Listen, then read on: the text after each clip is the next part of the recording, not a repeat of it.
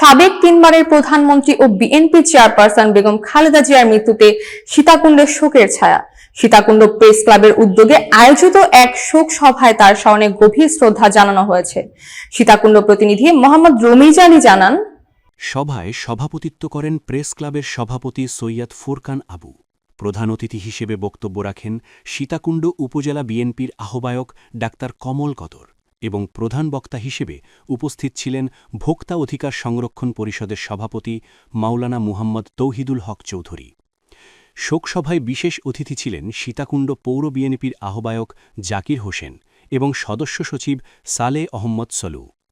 এছাড়া প্রেস ক্লাবের সহসভাপতি খায়রুল ইসলাম, সিনিয়র সদস্য দিদারুল হোসেন টুটুল, কামরুল ইসলাম দুলুসহ বিভিন্ন সাংবাদিক ও রাজনৈতিক নেতৃবৃন্দ উপস্থিত ছিলেন। সভায় বক্তারা মরহুমা বেগম খালেদা জিয়ার রাজনৈতিক জীবন, গণতন্ত্র পুনরুদ্ধারে আপোষহীন ভূমিকা এবং দেশের প্রতি অসামান্য অবদানের কথা গভীর শ্রদ্ধার সঙ্গে স্মরণ করেন। পবিত্র কোরআন তেলাওয়াত করেন প্রেস ক্লাবের সিনিয়র সাংবাদিক মোহাম্মদ মীর মামুন।